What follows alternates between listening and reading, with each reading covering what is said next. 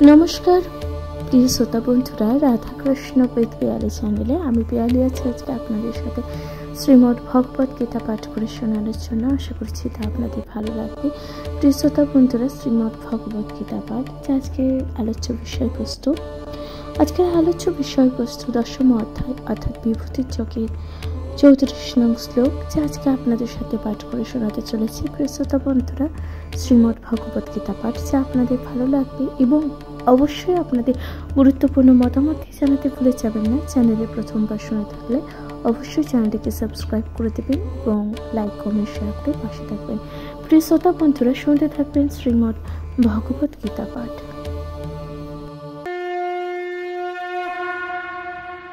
নমস্কার প্রিয় শ্রোতা বন্ধুরা, রাধাকৃষ্ণ উইথ পিয়ালি চ্যানেলে আমি পিয়ালি আজকে আপনাদের সাথে শ্রীমদ্ ভগবত গীতার 10ম অধ্যায় 34 নং শ্লোকে ভগবান কি বলছেন।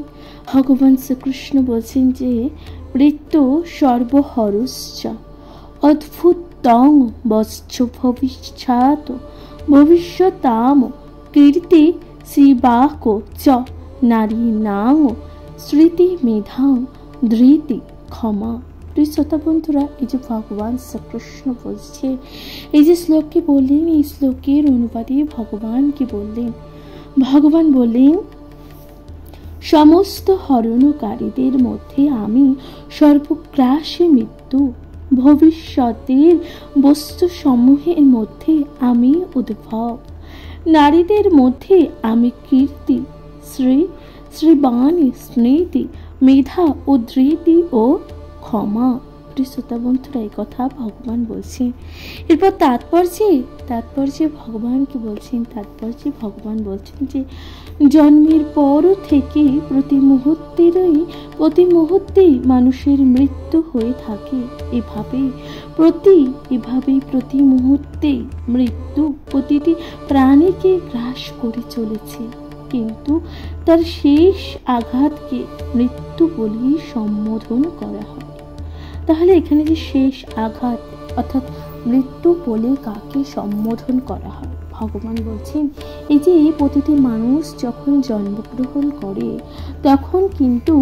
তখন সেই মানুষের জন্মের পর থেকেই তার এক মুহূর্তে প্রতি মুহূর্তে সেই ব্যক্তিটির কিন্তু মৃত্যুর হতে থাকে, অর্থাৎ মৃত্যু ভয় আসতে থাকে, তাই না? তাই ভগবান বলছেন যে এই মৃত্যুই শ্রীকৃষ্ণ, অর্থাৎ এই যে এখানে মৃত্যুর কথা বলা হচ্ছে, তাহলে মৃত্যুই শ্রীকৃষ্ণ।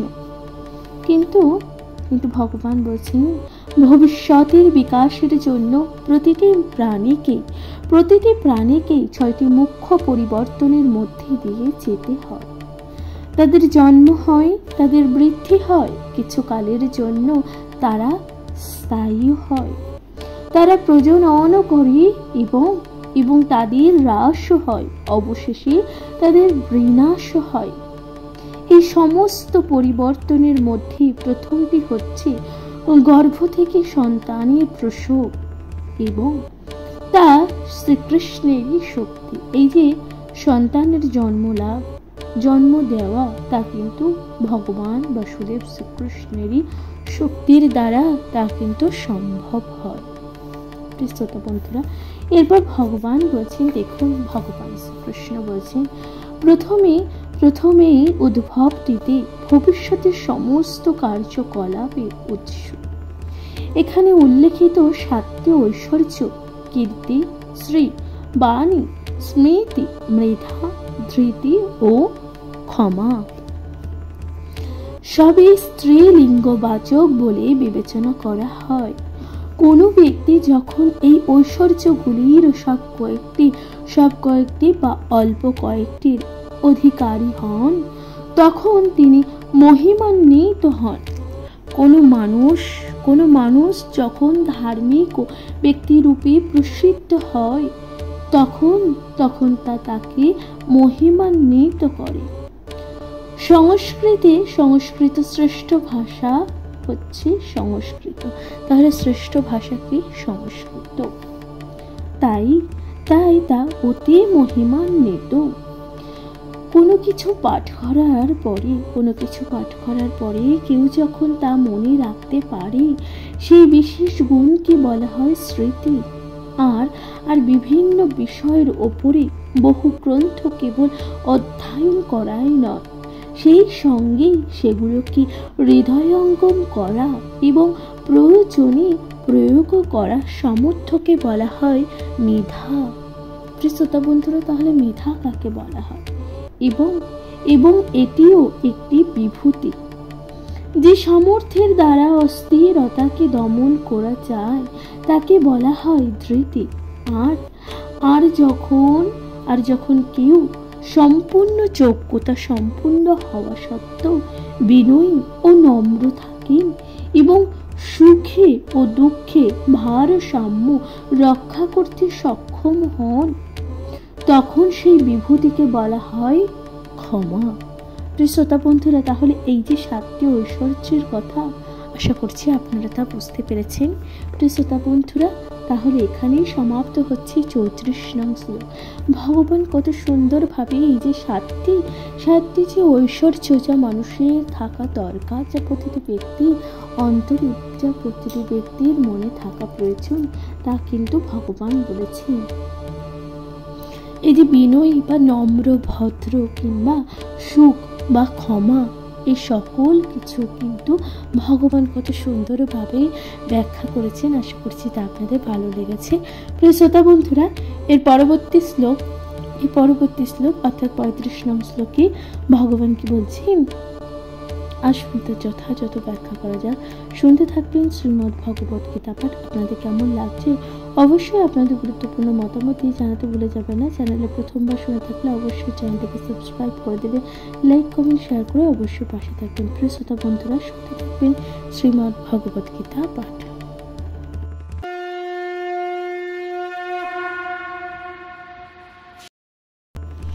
নমস্কার প্রিয় শ্রোতা বন্ধুরা, শ্রীমদ্ ভগবত গীতার 10ম অধ্যায়ের 35 নং শ্লোকে ভগবান শ্রীকৃষ্ণ কি বলছেন? ভগবান শ্রীকৃষ্ণ বলছেন যে বৃহৎ সাম তথা স্মানাং গায়ত্রী ছন্দ সাম হম মাসানাং মার্গশ্রীচ ও মৃত্যুনাং কুসুম মাকর। শ্রোতা বন্ধুরা, যে ভগবান শ্রীকৃষ্ণ কত সুন্দরভাবে বললেন এই যে শ্লোকটিতে, এই শ্লোকটির অনুবাদে ভগবান কি বলছেন? ভগবান বলছেন, সাম ও বেদের গীত সমূহের মধ্যে আমি বৃহৎ সাম এবং সমস্ত ছন্দ সমূহের মধ্যে আমি গায়ত্রী, মাস সমূহের মধ্যে আমি অগ্রায়ণী এবং ঋতুদের মধ্যেই আমি বসন্ত। এ কথা ভগবান শ্রীকৃষ্ণ বলছেন। প্রিয় শ্রোতা বন্ধুরা, এরপর ভগবান তাৎপর্য কি বলছেন? ভগবান শ্রীকৃষ্ণ বলছেন যে ভগবান পূর্বেই বলেছেন যে সমস্ত বেদের মধ্যেই তিনি সামবেদ ও বিভিন্ন দেবতাদের দ্বারা গীতা অপূর্ব সুন্দর সঙ্গীত সমূহের দ্বারা সমৃদ্ধ। এই সঙ্গীতগুলির একটিকে বলা হয় বৃহৎ সাম, যার সুর অপূর্ব ও মাধুর্য মণ্ডিত এবং যার মধ্যরাতে গীত হয়ে থাকে। শ্রোতা বন্ধুরা, তাহলে এই যে ভগবান বলছেন, দেখুন ভগবান কিন্তু সর্বত্র বিরাজমান। ভগবান শ্রীকৃষ্ণ কিন্তু সর্বত্র বিরাজমান, এই যে অপূর্ব সঙ্গীত সমূহের দ্বারা সমৃদ্ধ। এবং এই যে সঙ্গীতগুলো, এটিকে কি বলা হয়? বৃহৎ সাম, যার সুর অপূর্ব ও মাধুর্য মণ্ডিত এবং যা মধ্যরাতে গীত হয়ে থাকে, তাই না? শ্রোতা বন্ধুরা, ভগবান শ্রীকৃষ্ণ কত সুন্দরভাবে ব্যাখ্যা করেছেন। এরপর ভগবান বলছেন, সংস্কৃত ভাষায় কবিতাকে ছন্দবদ্ধ করার যে কতগুলি বিশেষ নিয়ম আছে।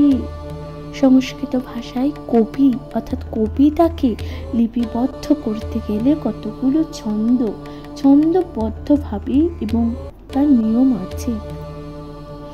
ভগবান তাই বলছেন ছন্দ ও মাত্রা সেখানে আধুনিক কবিতার মতন খামখেয়ালি ভাবে লেখা হয় না। এই যে আধুনিক কবিতাগুলোর মতন সেখানে কিন্তু খামখেয়ালি ভাবে ছন্দ ও মাত্রা ভাষায় সেখানে লেখা হয় না। সুসংবদ্ধ কবিতার মধ্যে গায়ত্রী মন্ত্র শ্রেষ্ঠ। তাহলে এখানে গায়ত্রী মন্ত্রকে সর্বশ্রেষ্ঠ বলা হয়েছে এবং তা অত্যন্ত সুসংবদ্ধ ভাবে কিন্তু এই যে গায়ত্রী মন্ত্র রচিতা হয়েছে, যে যোগ্যতা সম্পন্ন ব্রাহ্মণেরা গেয়ে থাকেন। শ্রীমদ্ ভগবদ গীতায় গায়ত্রী মন্ত্রের উল্লেখ করা হয়েছে। প্রিয় শ্রোতা বন্ধুরা, এই যে ভগবদ গীতায় গায়ত্রী মন্ত্রের আমরা কিন্তু উল্লেখ পাই।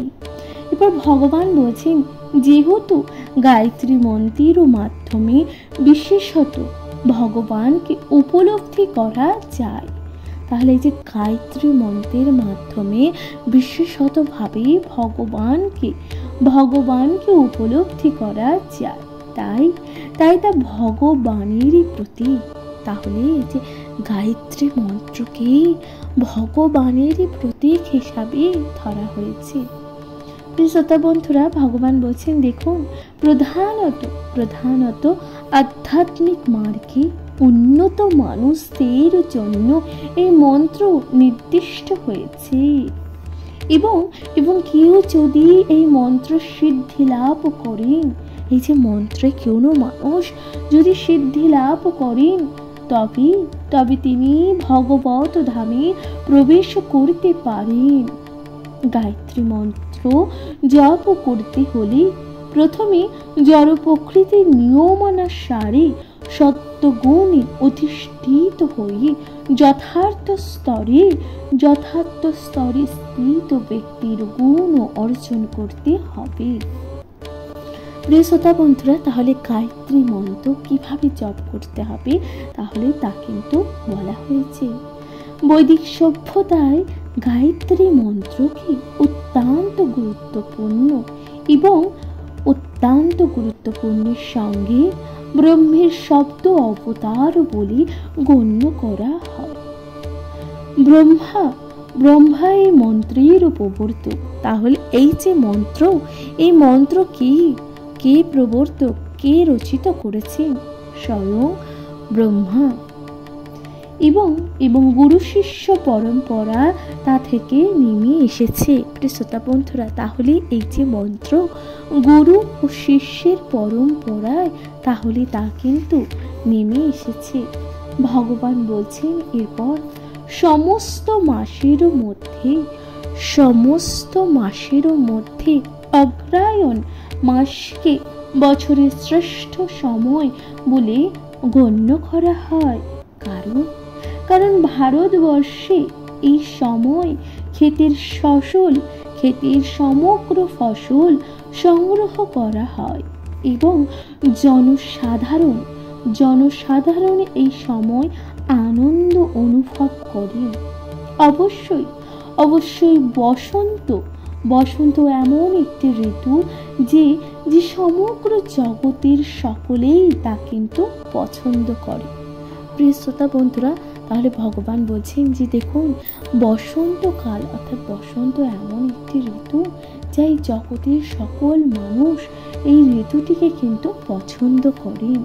কারণ প্রিয় শ্রোতা বন্ধুরা, কারণ এই যে বসন্ত ঋতু তা কিন্তু নাতিশীতোষ্ণ এবং এই সময় গাছপালা ফুলে ফলে শোভিত হয়। বসন্তকালে শ্রীকৃষ্ণের লীলা সমূহের স্মরণ করে অনেক মহোৎসব উদ্যাপিত হয়। তাই বসন্ত ঋতুকে সর্বাপেক্ষা আনন্দোজ্জ্বল ঋতু বলে গণ্য করা হয়। প্রিয় শ্রোতা বন্ধুরা, এরপর ভগবান বলছেন যে এবং এই ঋতুরাজ বসন্ত ভগবান শ্রীকৃষ্ণের প্রতিনিধি।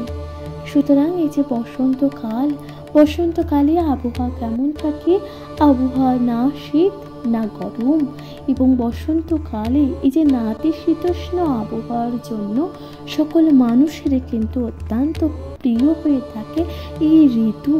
এর পরবর্তী বসন্তকালে কিন্তু আমরা নানান রকম অনুষ্ঠান, এছাড়া নানান রকম শ্রীকৃষ্ণের লীলা সমূহ আমরা দেখতে পাই, তাই না প্রিয় শ্রোতা বন্ধুরা?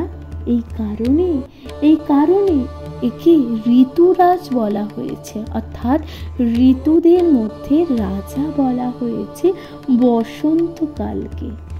ভগবান শ্রীকৃষ্ণের প্রতিনিধি স্বরূপ এই বসন্তকালকেই মানা হয়েছে। প্রিয় শ্রোতা বন্ধুরা, আশা করছি তা আপনাদের ভালো লাগছে। প্রিয় শ্রোতা বন্ধুরা, তাহলে এখানেই সমাপ্ত হচ্ছে 35 নং শ্লোক। আশা করছি তা আপনাদের ভালো লেগেছে। প্রিয় শ্রোতা বন্ধুরা, শ্রীমদ্ ভগবত গীতা পাঠ আপনারা কে কোথা থেকে শুনছেন অবশ্যই আপনাদের গুরুত্বপূর্ণ মতামত দিয়ে জানাতে ভুলে যাবেন না। প্রিয় শ্রোতা বন্ধুরা, শুনতে থাকবেন শ্রীমদ্ ভগবত গীতা পাঠ। এর পরবর্তী শ্লোক 36 নং শ্লোকে ভগবান শ্রীকৃষ্ণ কি বলছেন, আসুন তার যথাযথ ব্যাখ্যা করা যাক। শুনতে থাকবেন শ্রীমদ্ ভগবত গীতা পাঠ।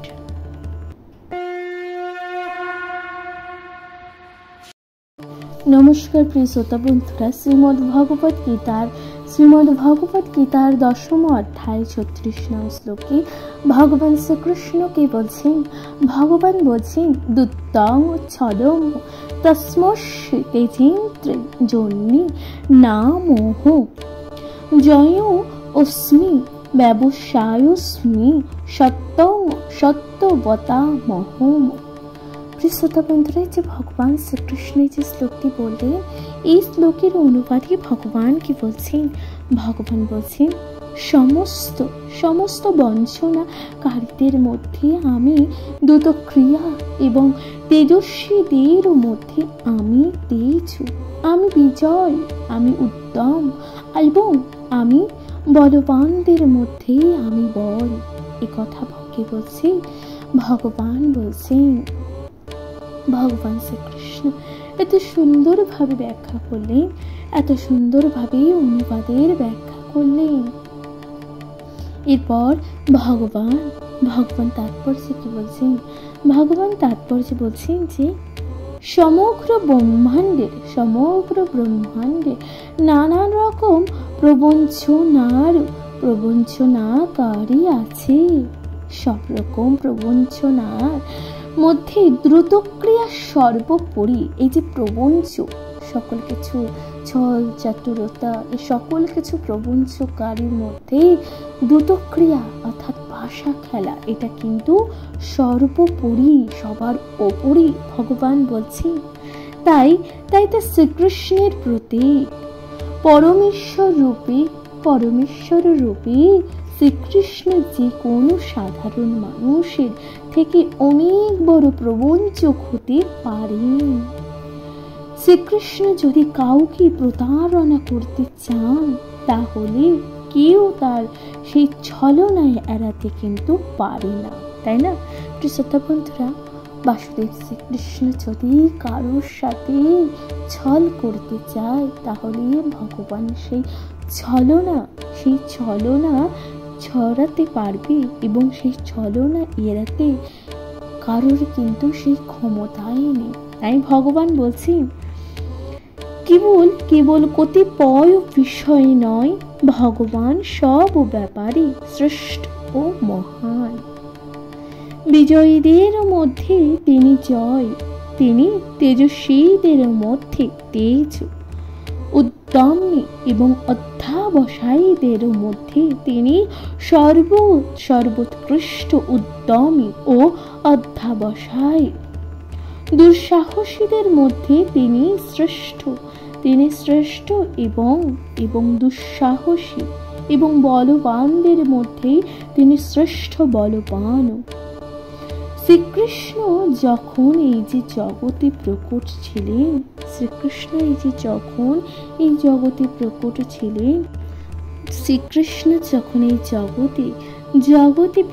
ছিলেন, তখন ভগবান বলছেন যে দেখুন, তখন তার মতন এই জগতে প্রকট ছিলেন, তখন তার মতন শক্তিশালী আর কিন্তু কেউই ছিলেন না।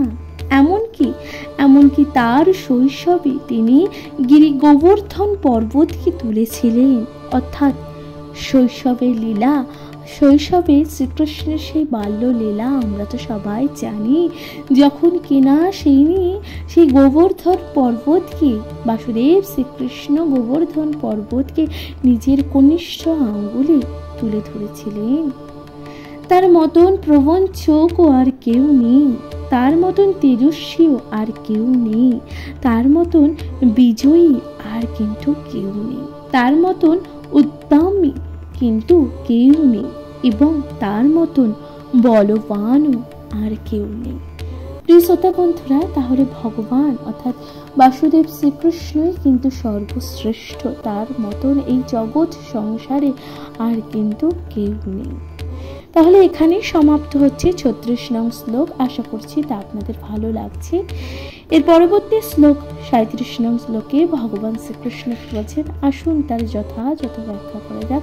শুনতে থাকবেন শ্রীমদ্ ভগবত গীতা পাঠ।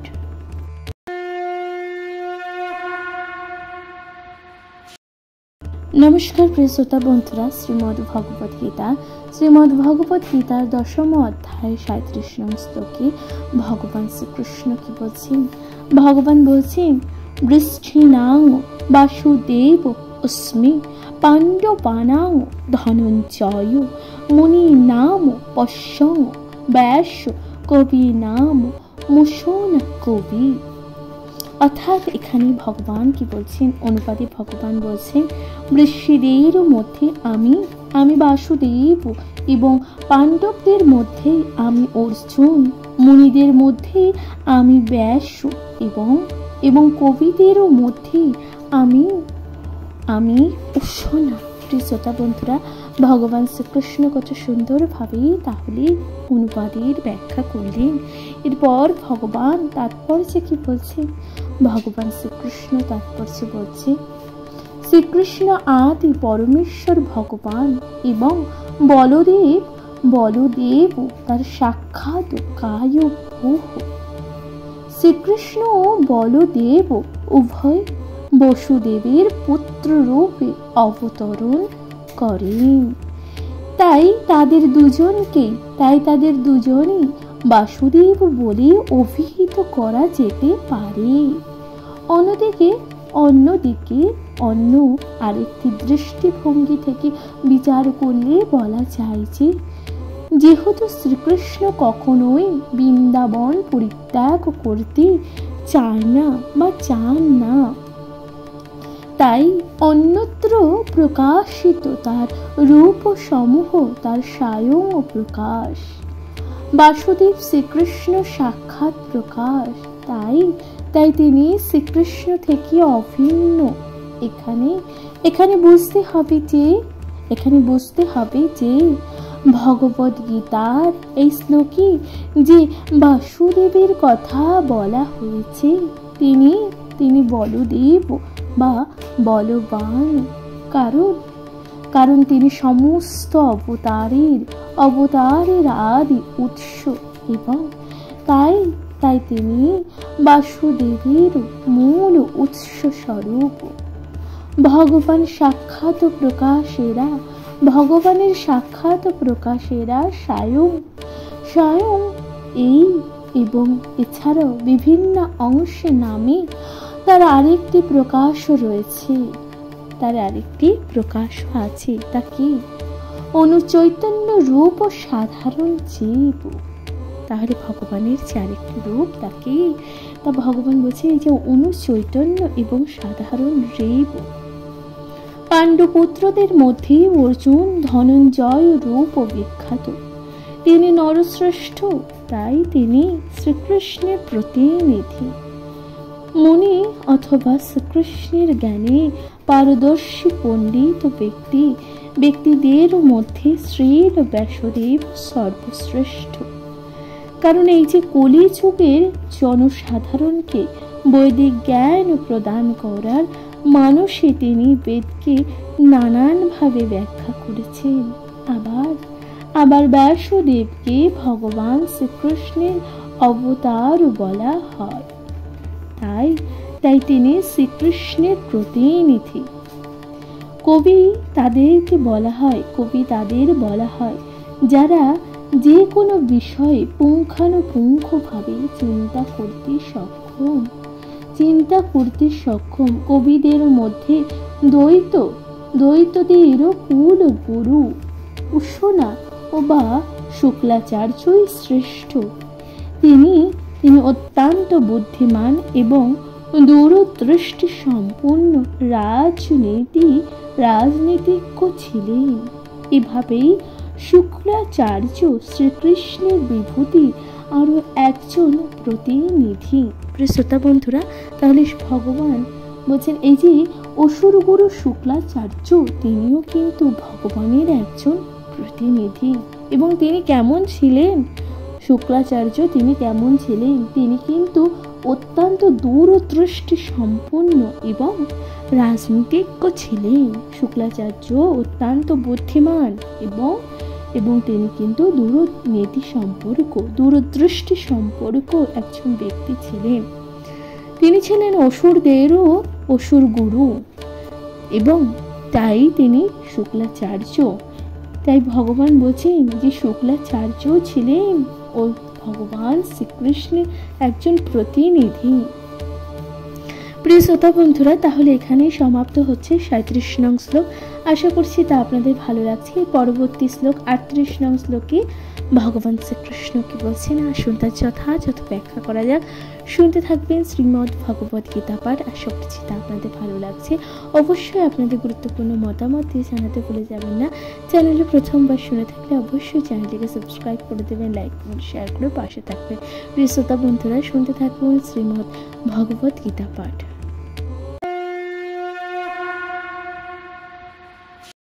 নমস্কার প্রিয় শ্রোতা বন্ধুরা, শ্রীমদ্ ভগবত গীতার 10ম অধ্যায় 38 নং শ্লোকে ভগবান কি বলছেন? ভগবান শ্রীকৃষ্ণ বলছেন দণ্ড দয়ম তামস্মি নীতি রশ্মি জিগীষ তাম মৌন চৈবাস্মি গৃহান্নাং জ্ঞানবতার মহম। অনুবাদে ভগবান বলছেন যে দমনকারীদের মধ্যে আমি দণ্ড এবং জয় অভিলাষকারীদের মধ্যে আমি নীতি, গোপনীয় বিষয় সমূহের মধ্যে আমি মৌন, জ্ঞানবাদের মধ্যে আমি জ্ঞান। এই কথা ভগবান বলছেন। তাহলে দেখুন, ভগবান কিন্তু সর্বত্র বিরাজমান। অর্থাৎ মানুষ কি কথা বলবে বা মানুষ যে ব্যক্তি জ্ঞানী তার মধ্যেও ভগবান কিন্তু বিরাজমান এবং জ্ঞানের মধ্যে এবং মৌনতার মধ্যেও কিন্তু ভগবান সর্বত্র বিরাজমান। তাই ভগবান বলছেন যে তাৎপর্য এখানে কি বলছেন, নানান রকম দমনকারী রয়েছেন যাদের মধ্যে এই যে দুষ্কৃতীদের দমনকারী সবচেয়ে গুরুত্বপূর্ণ। দুষ্কৃতীদের শাসন করার যে দণ্ড তা শ্রীকৃষ্ণের প্রতীক। মানুষ ভিন্ন ভিন্ন ক্ষেত্রে বিজয় লাভের প্রচেষ্টা করে, অর্থাৎ মানুষ কিন্তু বিভিন্ন ক্ষেত্রে বিজয় লাভের চেষ্টা করে। তাদের মধ্যে সর্বশ্রেষ্ঠ বিজয় নৈতিকতা, শ্রবণ, মনন ও ধ্যান আদি গুহ কার্যকলাপের মধ্যে মৌনতাই সবচেয়ে গুরুত্বপূর্ণ। কারণ এই যে মৌনতার মাধ্যমে অতি দ্রুত পারমার্থিক উন্নতি লাভ করা যায়। ভগবান বলছেন যে দেখুন, মৌনতা অর্থাৎ চুপ করে থাকার মধ্যে অতি দ্রুত যে পারমার্থিক উন্নতি আপনি লাভ করতে পারেন, এটা ভগবান বলছেন। জ্ঞানী তাকেই বলা হয়, জ্ঞানী কাকে বলা হয়? জ্ঞানী তাকেই বলা হয় যিনি জড় ও চেতনার মধ্যে পার্থক্য নিরূপণ করতে পারে, অর্থাৎ যিনি ভগবানের উৎকৃষ্ট ও নিকৃষ্ট প্রকৃতির মধ্যে পার্থক্য নিরূপণ করতে পারে। তাই এই জ্ঞান শ্রীকৃষ্ণ স্বয়ং। তাহলে এই যে জ্ঞান, এই জ্ঞানই শ্রীকৃষ্ণ স্বয়ং। শ্রোতা বন্ধুরা, একেই জ্ঞানী বলা হয়েছে। যে জ্ঞানের মধ্যেও বাসুদেব শ্রীকৃষ্ণ বর্তমান। তাহলে এখানেই সমাপ্ত হচ্ছে 38 নং শ্লোক। আশা করছি তা আপনাদের ভালো লেগেছে। প্রিয় শ্রোতা বন্ধুরা, শ্রীমদ্ ভগবত গীতা পাঠ আপনাদের কেমন লাগছে অবশ্যই আপনাদের গুরুত্বপূর্ণ মতামত দিয়ে জানাতে ভুলে যাবেন না। এর পরবর্তী শ্লোক 39 নং শ্লোকে ভগবান কি বলছেন আসুন তার যথাযথ ব্যাখ্যা করা যাক। শুনতে থাকবেন শ্রীমদ্ ভগবত গীতা পাঠ।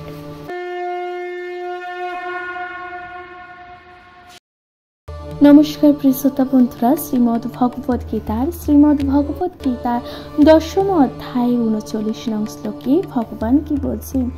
ভগবান শ্রীকৃষ্ণ বলছেন যচ্চাপি সর্বভূতানাং বীজং তদম অর্জুন ন তদন্তি বিনা যত সন্ন্যাসাভূত চরাচরম। অর্থাৎ এখানে ভগবান যে শ্লোকটি বললেন এর অনুবাদে ভগবান কি বলছেন? ভগবান বলছেন হে অর্জুন, আমি সর্বভূতের বীজ স্বয়ং, যেহেতু তোমাকে ছাড়া স্থাবর এই যে জঙ্গম কোনো বস্তুই অস্তিত্বই থাকতে পারে না। এ কথা ভগবান বলছেন কাকে বলছেন? অর্জুনকে। তারপর যে ভগবান কি বলছেন দেখুন, সবকিছুর একটি কারণ আছে এবং সেই কারণ বা প্রকাশের বীজ এখানে বাসুদেব শ্রীকৃষ্ণের শক্তি বিনা কোনো কিছুরই অস্তিত্ব থাকতে পারে না। তাই তাকে বলা হয় সর্বশক্তিমান। তার শক্তি বিনা স্থাবর ও জঙ্গম কোনো কিছুর অস্তিত্বই থাকতে পারে না। শ্রীকৃষ্ণের শক্তিতে যা স্থিত নয় তাকে বলা হয় মায়া, অর্থাৎ যা নয়। প্রিয় শ্রোতা বন্ধুরা, তাহলে এখানে মায়া কাকে বলে? এই যে শ্রীকৃষ্ণের শক্তিতে স্থিত যা নয় তাকে বলা হয় এখানে কিন্তু মায়া, অর্থাৎ যা নয়। প্রিয় শ্রোতা বন্ধুরা, তাহলে এখানে সমাপ্ত হচ্ছে 39 নং শ্লোক। আশা করছি তা আপনাদের ভালো লাগছে। এর পরবর্তী শ্লোক 40 নং শ্লোকে ভগবান কি বলছেন আসুন তার যথাযথ ব্যাখ্যা করা যাক। শুনতে থাকবেন শ্রীমদ্ ভগবত গীতা পাঠ। অবশ্যই আপনাদের মূল্যবান মতামত দিয়ে জানাতে ভুলে যাবেন না। কমেন্টে লিখুন জয় শ্রী রাধা কৃষ্ণ।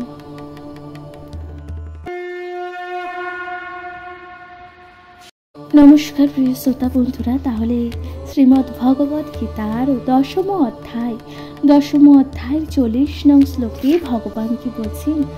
ভগবান শ্রীকৃষ্ণ বলছেন নান্ত অন্তি মম দিব্যা নাম বিভূতি নাম পরন্তপ এসো ত্রুত্রেশ তো প্রক্ত বিভূতে বিজন্তে ময়া। প্রিয় শ্রোতা বন্ধুরা, ভগবান শ্রীকৃষ্ণের অনুপাতে কি বলছেন? অনুপাতে বলছেন হে পরন্তপ আমার দিব্য বিভূতি সমূহের অন্ত নেই। উদাহরণস্বরূপ আমি আমার অন্তহীন এই সমস্ত বিভূতির বিস্তার সম্বন্ধে কয়েকটি মাত্র বিভূতির কথা ভগবান এখানে কিন্তু আলোচনা করলেন।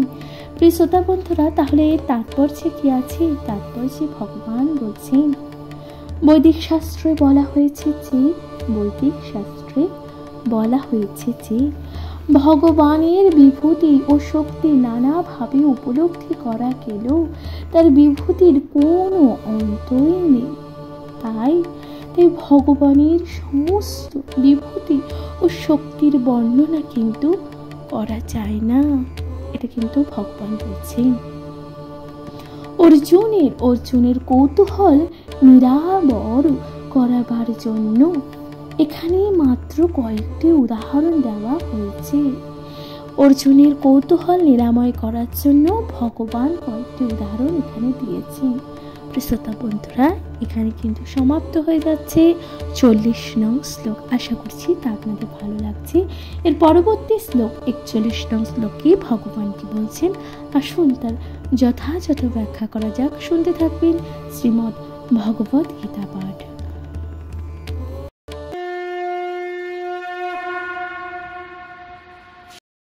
নমস্কার প্রিয় শ্রোতা বন্ধুরা, শ্রীমদ্ ভগবত গীতার 10ম অধ্যায় 41 নং শ্লোকে ভগবান শ্রীকৃষ্ণ বলছেন, যদোচ্চত্রি ভ্রূতি মহৎ সত্যং শ্রীম দুর্চিতমেব বা তত্ত্বদেবাম গচ্ছ তম মম ত্রিচ অংশ সম্ভবম। এই যে এখানে ভগবান বললেন, এই যে শ্লোকটি, এই শ্লোকের অনুবাদে ভগবান কি বলছেন? ভগবান বলছেন, ঐশ্বর্যযুক্ত শ্রী সম্পন্ন ও মহিমান্বিত সৃষ্টি সমূহ আমার ত্রিচির অংশ সম্ভূত বলে জানবে। এই কথাগুলো ভগবান বলছেন। ভগবান নিজের কথা এইভাবে বলছেন। এই যে দেখুন, এই যে ঐশ্বর্যযুক্ত শ্রী সম্পূর্ণ, যে মহিমা সম্পন্ন এবং ত্রিচির অংশ, তা ভগবানেরই উৎস। এরপর ভগবান তাৎপর্য কি বলছেন? ভগবান তাৎপর্য বলছেন যে এই যে জড় জগতেই হোক বা অপ্রাকৃতিক জগতেরই হোক, মহিমান্বিত বা সুন্দর সবকিছুই শ্রীকৃষ্ণের বিভূতির অংশিক প্রকাশ মাত্র। অসাধারণ ঐশ্বর্য মণ্ডিত সবকিছুই শ্রীকৃষ্ণের বিভূতির প্রতীক বলে বুঝতে হবে। শ্রোতা বন্ধুরা, এই যে ঐশ্বর্য মণ্ডিত আমরা যা কিছুই দেখতে পারবো তাকে তা শ্রীকৃষ্ণের বিভূতির প্রতীক, এটা আমাদের কিন্তু বুঝতে হবে। প্রিয় শ্রোতা বন্ধুরা, এখানে সমাপ্ত হচ্ছে 41 নং শ্লোক। আশা করছি তা আপনাদের ভালো লেগেছে। এর পরবর্তী শ্লোক 42 নং শ্লোক, অর্থাৎ শ্রীমদ্ ভগবত গীতার 10ম অধ্যায় বিভূতি যোগের অন্তিম শ্লোক হচ্ছে 42 নং শ্লোক, যা আপনাদের সাথে পাঠ করে শোনাতে চলেছি। আশা করছি তা ভালো লাগবে। প্রিয় শ্রোতা বন্ধুরা, শুনতে থাকবেন শ্রীমদ্ ভগবত গীতা পাঠ।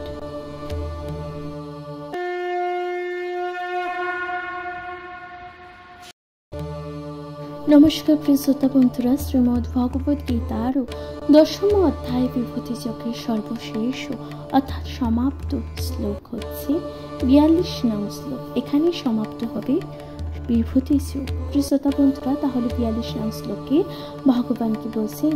অথবা বহু নৈতেন কেহ জ্ঞাথেন তবার্জুন বৃষ্ট পৃষ্ঠভাম অমেদং ক্রেত স্মরণ কাংক্ষেন স্থিত জগৎ। প্রিয় শ্রোতা বন্ধুরা, যে ভগবান শ্রীকৃষ্ণ কত সুন্দরভাবে বললেন, এর অনুবাদে ভগবান কি বললেন? ভগবান বললেন, হে অর্জুন, এই প্রকার বহু জ্ঞানেরই বা কি প্রয়োজন? আমি আমার এক অংশের দ্বারা ব্যক্ত হয়ে সমগ্র জগতে স্থিত আছি। এ কথা ভগবান বলছেন। প্রিয় শ্রোতা বন্ধুরা, এরপর ভগবান তাৎপর্য কি বলছেন? ভগবান শ্রীকৃষ্ণ তাৎপর্য বলছেন, পরমেশ্বর ভগবান সর্বভূতে পরমাত্মা রূপে পরিপুষ্ট বা প্রবিষ্ট হয়ে এই যে জড় জগতে সর্বত্র বিরাজমান। ভগবান এখানে অর্জুনকে বলেছেন যে ঐশ্বর্য মুখ যাগ চমক পূর্ণ এই যে জগতে কোনো কিছুর সম্বন্ধে অবগত হওয়ার কোনো প্রয়োজনই নেই। এটি কেবল ভাবতে হবে বা এটি কেবল জানতে হবে যে সব কিছুর অস্তিত্ব রয়েছে ভগবান শ্রীকৃষ্ণ পরমাত্মা রূপে। সেগুলির মধ্যে প্রবিষ্ট হবার জন্য মহত্তর জীব ব্রহ্মা থেকে শুরু করে একটি ক্ষুদ্র পিপীলিকা পর্যন্ত সকলের অস্তিত্ব সম্ভব হয়েছে ভগবান তাদের সকলের অন্তরে প্রবেশ করার জন্য, এবং তিনি তাদের সকলকে প্রতিপাদন করেছেন।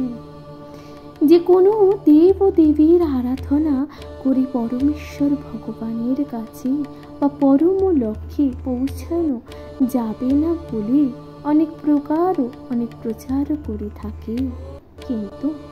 কিন্তু এখানে দেব ও দেবীদের পূজা করতে সম্পূর্ণভাবে নিরুৎসাহিত করা হয়েছে। এবং কারণ ব্রহ্মা ও শিবের মতো শ্রেষ্ঠ দেবতারাও কেবল ভগবানের অনন্ত বিভূতির অংশ মাত্র। ভগবানে জাত সকলের উৎস এবং তার থেকে শ্রেষ্ঠ আর কেউ নেই।